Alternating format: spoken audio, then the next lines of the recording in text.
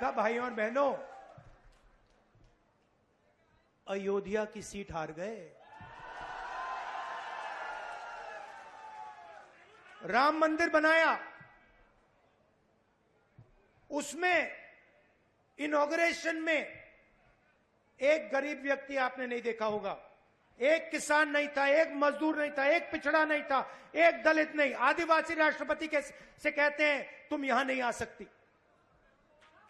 और आपने वहां पे देखा अदानी जी खड़े थे, अंबानी जी खड़े थे, देश के अरबपति खड़े थे, पूरा बॉलीवुड खड़ा था, क्रिकेट की टीमें खड़ी थी, मगर एक गरीब व्यक्ति नहीं खड़ा।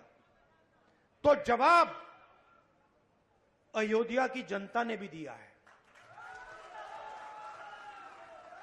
और सिर्फ अयोध्या में नहीं भाइयों और बहनों, सिर्फ अयोध्या में नहीं, वाराणसी में जान बचा के निकले हैं प्रधानमंत्री। और मैं आपको कहता हूं और बहन से कह रहा हूं,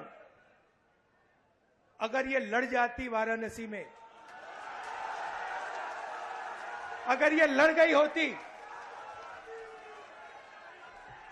तो आज हिंदुस्तान के प्रधानमंत्री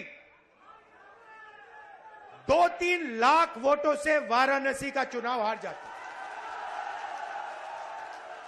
मैं ये बात अहंकार से नहीं कह रहा हूं, मैं ये इसलिए कह रहा हूं क्योंकि हिंदुस्तान के प्रधानमंत्री को हिंदुस्तान की जनता ने मैसेज दिया है, ये आपकी जो राजनीति है हमें अच्छी नहीं लगी, हम इसके खिलाफ हैं, हम नफरत के खिलाफ हैं, हम हिंसा के खिलाफ हैं, हम मोहब्बत का देश चाहते हैं, हम प्रगति चाहते हैं।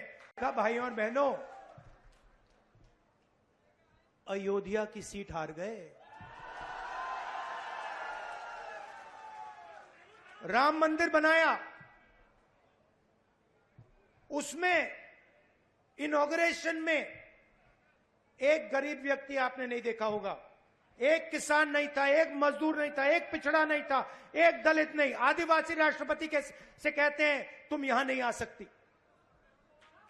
और आपने वहां पे देखा अदानी जी खड़े थे, अंबानी जी खड़े थे, देश के अरबपति खड़े थे, पूरा बॉलीवुड खड़ा था, क्रिकेट की टीमें खड़ी थी, मगर एक गरीब व्यक्ति नहीं खड़ा। तो जवाब अयोध्या की जनता ने भी दिया है। और सिर्फ अयोध्या में नहीं भाइयों और बहनों, सिर्फ अयोध्या में नहीं, वाराणसी में जान बचा के निकले हैं प्रधानमंत्री। और मैं आपको कहता हूं और बहन से कह रहा हूं, अगर ये लड़ जाती वाराणसी में, अगर ये लड़ गई होती, तो आज हिंदुस्तान के प्रधानमंत्री 2-3 लाख वोटों से वाराणसी का चुनाव हार जाते।